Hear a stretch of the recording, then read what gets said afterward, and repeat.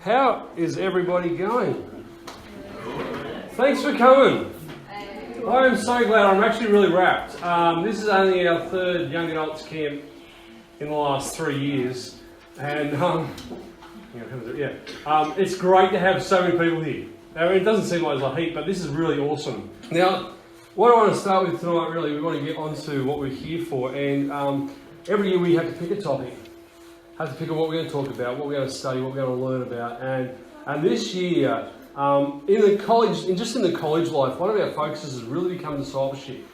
And it's something we want to learn more about because most of us, or all of us at the college, consider ourselves as disciples of Jesus. But what does that really mean? What does that really look like? And then what does it mean if we are one?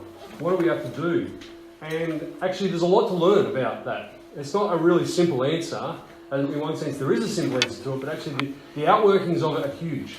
And so we picked this topic this camp, and this is about the same. But before we get there, I want to talk about, was anybody here in 1969? Excellent. All right, that's the first thing that's really good. Now, if you were here in 1969, you might have arrived in this car. Okay, this is a Holden Kingswood, I think it's a HG.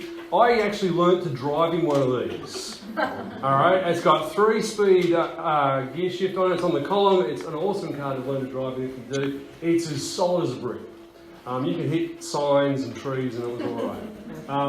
But that was in 1969, and if you were coming to this camp in 1969, you might have, the guys, because some of you are pretty well dressed guys, might have rocked up in here like this. Okay, some nice, I don't want to call it a necktie of some sort, with cravat sort of thing going on. The plaid, the guy in the back looks pretty normal, but look at his face, he doesn't look happy. Or you're just like Mr. Cool in the middle, right? Okay, with a beard, and some guys have got some beards, which is good to be back. The whole grooming of beards is a big thing these days. Go on YouTube, search it. The girls. Don't laugh at the guys, because you might have turned up in this. Yeah. I'm not even sure what that is. All right. But that's 1969. Now, 1969 is actually 50 years ago. That's a long time ago, right? 50 years ago, But what else happened that was really significant in 1969? You guys went past the moon and landed on Mars. We haven't told anybody about that yet, mate. That never happened. No, that's right. Scotty's a little bit right. They landed on the moon, didn't they? And in fact, back in 20th of July, we celebrated that. In fact, it was, celebrated. We recognised it was 50 years since we went to the moon.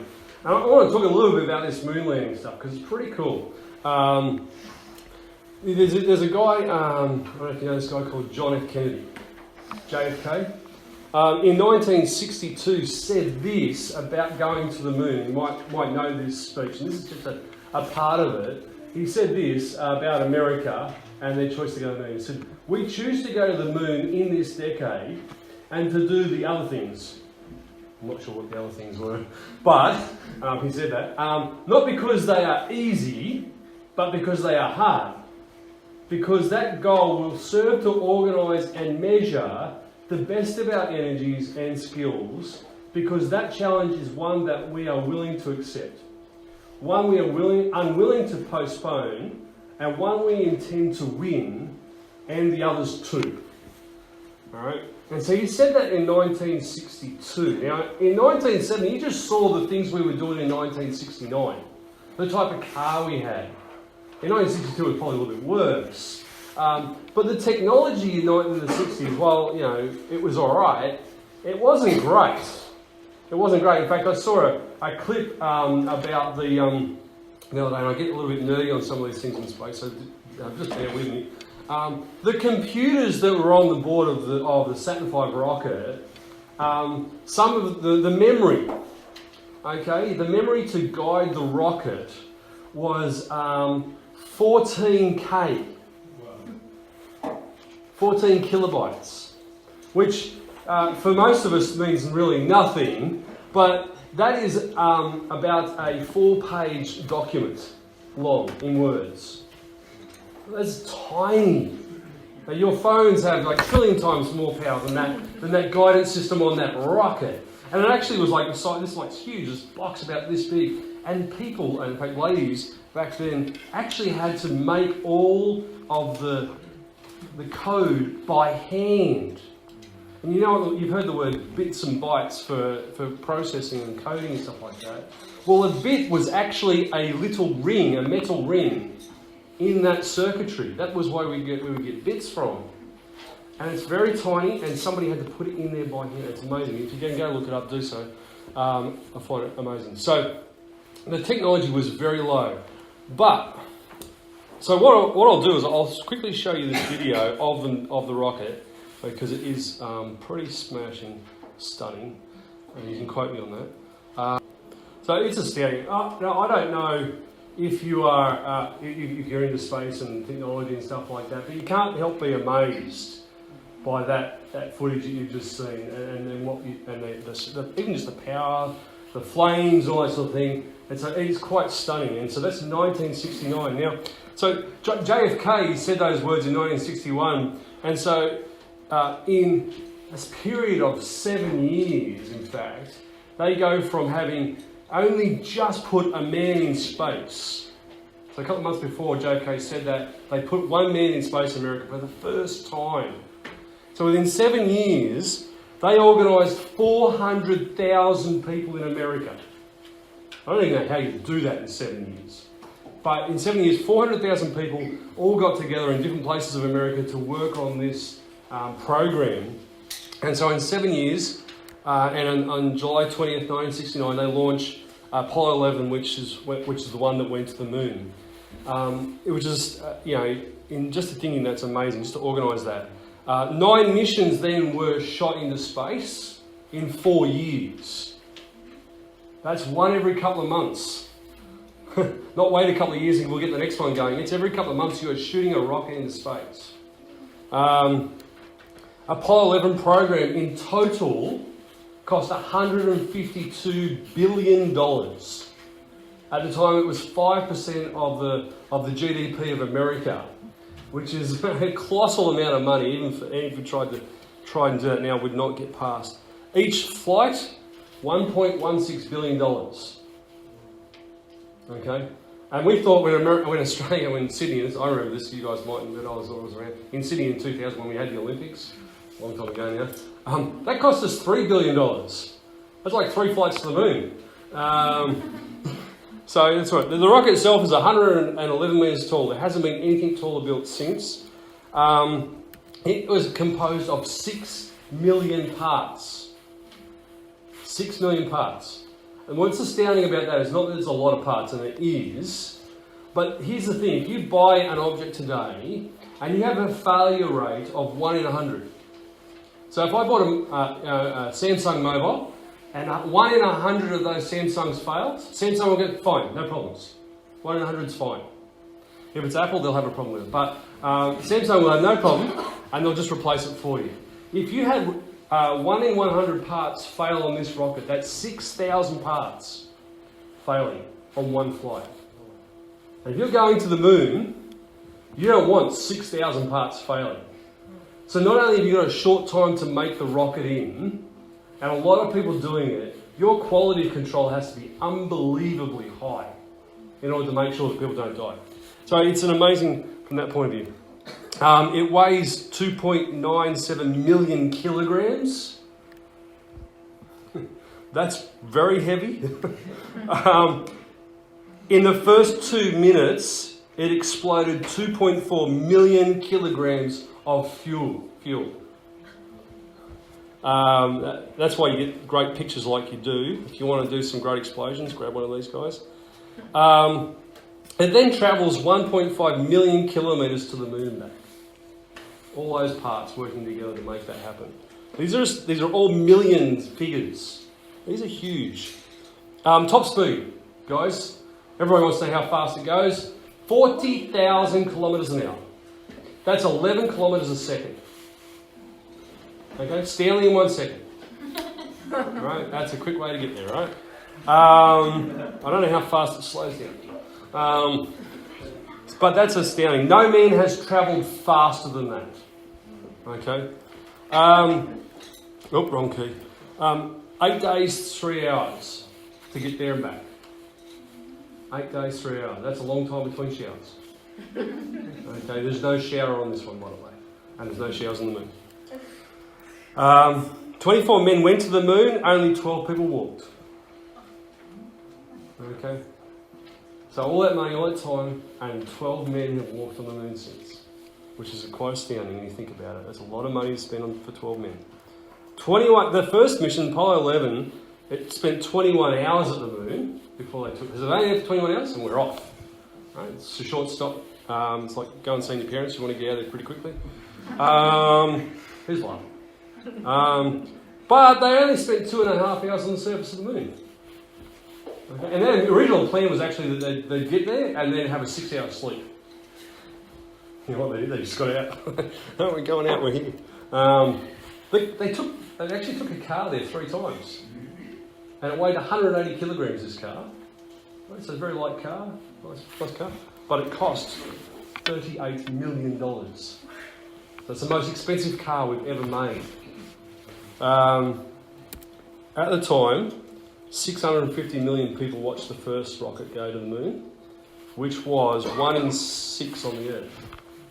So my dad has a story. They at school they got all the school kids into a hall and they watched a black and white TV, a little small one, and they watched the man land on the moon. So it is a significant moment in our history, just for engineering purposes alone, but for the other reasons that JFK said, you know, they go there not because it's easy, but because it's hard. So I've got a couple of questions to ask for you. What do you think the purpose of the mission of going to the moon was? What was the purpose? Yep. To discover more about space. Good, yep. They wanted to know more about the moon. In fact, they brought back tons of rocks. All right. And then someone went and stole them. That's a story in itself. Okay. What else? What other purposes of going to the moon? It was partly a race. Exactly. Absolutely. In fact, most of the determination from the Americans was because it was a race. They were racing the Russians. They wanted to beat the Russians to the moon. Okay, so they went and spent trillions of dollars doing it. Very good. Okay, what else was there? I can't get over the fact they spent $152 billion to get some rocks and then they let someone steal them. There's a lot of stories about it, but yeah. Look, they went to the moon. They wanted to take a man to the moon. First man on the moon for the first time. Taking men off the Earth to the moon and then return them safely. That's a mission. And that's why we haven't gone back, because we wouldn't have the money to do so. And to beat the Russians. What do you think the process, though, was for them to do that? After giving you all those statistics, can you think of the process they went through? 7 years. If you were in America at the time, you might have got a call. Can you come and help us? So in 7 years, they put effort into new technology, brand new inventions all over the place. The space program took up 2/3 of all the silicon in America for computer chips. So they're trying to invent stuff all the time. So the processes was huge. Lots of money, lots of people, lots of hard work, lots of time. What do you think about the product? What's the product they're making here? This is a pretty easy answer, by the way. History. History? Good. Yeah, making history. Absolutely. First man on the moon. Only country to do so. They're making a rocket, people. It's the product. Pretty simple. But that's an amazing product. And you can go see it, go to the States. Who's actually seen one? Who's been to the States and been in the Space Centre and all that sort of? No, okay. All right. Wrong crowd. No, it's good. If you do, I'll go with you. And they also made a lunar module which lands on the moon, separates all that something. It's great. All right, practice. I'm going to talk about practice here. These guys just test and test and test. There were 2 space programs before it. I can't remember those. One was Gemini, but the other one was another. And all of that was, in that 7 years, was just to test systems to get them to the moon. And when you watch them, what they did, they just tested and failed and tested. And it's a phenomenal, they practiced and practiced. Just so that they can go and send a rocket and man to the moon. So, This idea of sending is what we want to get to.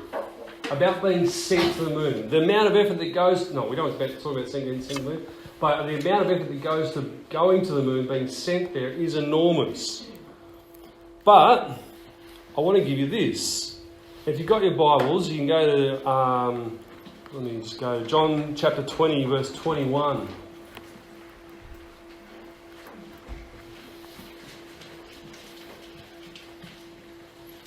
And this is where we're going to sit in this idea of being sent and what that means for a long time this weekend. So John chapter 20 verse 21, the first part of it says, "Peace be with you, as the Father has sent me." Now, who's talking? Jesus. Good. I'm just going Sunday school answers at the moment, just in case. All right, this is Jesus talking here. And Jesus is speaking, and he just says, "Peace be with you, as the Father has sent me." Now that one line, "as the Father has sent me," is absolutely groundbreakingly, phenomenally larger than what we just read about Satan Pie Brother. Okay? That was a big effort. But this is talking about Jesus, the Son of God, who for eternity past had been at the Father's side in peace, and decides that there's a rescue mission that needs to go on. And so he comes to earth as a baby, and he grows up and he lives a life here on earth with the rest of humanity. That's all contained just in that one line. And at this point in time, you know, he's actually been through a process where he's lived a life which is absolutely perfect. And then the Romans and the Jews have decided that he needs to go because he's pretending to be the ruler of the earth when he actually is the ruler of the earth. And so they crucify him, he dies, and then he's in a tomb for 3 days, and we learned this in class today, perfectly dead, 100%. And then he's resurrected, comes back to life. And then Jesus says, "As the Father has sent me," all contained in that one line. And that resurrection is proof that Jesus can now save. He's paid for the sins of the world and is able to save men and women. But then Jesus adds this line: "I also send you. As the Father has sent me, I also send you." And he's talking to the disciples, and he's giving them the idea that you're commissioned to go as I have gone. So this is an amazing challenge here. And Jesus is not just talking to the disciples that he's with at the time. Actually, he's actually talking to us now. If we're believers, Jesus has actually commissioned us, and he's sending us like the disciples were sent. And so we want to think about, how does that work for us this weekend? When it comes to thinking about, I'm just going to skip over a few things here. What is our sent purpose? So I've got Andrew Kelly, everyone who's sitting in the middle there.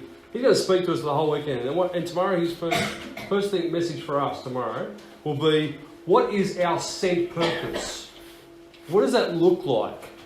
It's pretty easy to work out what it means to the sent purpose for the people, sending people to the moon. That's pretty clear. They had a clear objective. But if you're a disciple of Jesus, if you're a Christian, what does that mean for you? What does that mean for you? So we're going to look at that tomorrow. We're also going to look at what the sent process is. What's the process for a disciple? And then how do you make more disciples? These are really crucial questions. Because if Jesus is not just about making Christians who sit down, he's actually interested in making Christians who are sent. And this is a very important thing to look at. And also, of course, we want to look at a sent product. What does that mean? Well, that means, what does it mean to be a disciple maker? So Andrew's going to talk about that one. And then the last one, as I said before, practice. What methods can you use as a disciple maker? And that's what we really want to consider. What it means to be a disciple maker and what you can do as a disciple maker. If we can put man on the moon, that's pretty impressive. It's astounding. But I think what we're going to look at this weekend is actually much, much more impressive. Putting the man on the moon is one moment in history. Making disciples is an eternal thing. And it goes on forever. So I'm really excited to see what we can learn this weekend. I'm glad you guys are here. We've got some great work. In fact, we've got a booklet for you for tomorrow when we do this. And I know some people love booklets, fill in the blanks. Fantastic, take some notes. Really good. Some people are like, booklet. But whatever you do in the text, whatever you do, we're going to learn heaps. And so let me pray for the camp. And let's pray for what God might do through this weekend. It could be pretty phenomenal. Lord, we thank you for the fact that you have actually made us pretty smart people. And you've made us really, really creative as well. We are wowed at the fact that we can send a man to the moon. But we, Lord, would like to take a weekend out to consider the idea of you sending us and what that means. Because if it's true, Lord, and if we read your word correctly, it may be much, much, much more phenomenal than going to the moon. And so as we look at that this weekend, just pray that you'll keep us safe and as we do a heap of activities, and we're going to do some activities in a moment. But as we consider your word and as we consider your instructions in it, help us to know more about you and what it is you'd like us to do. Just pray for these guys here that you would continue to open their hearts to your truth and to what you've got for them to hear this weekend. And we just thank you once again for everything you give to us. And we pray for this in your name. Amen.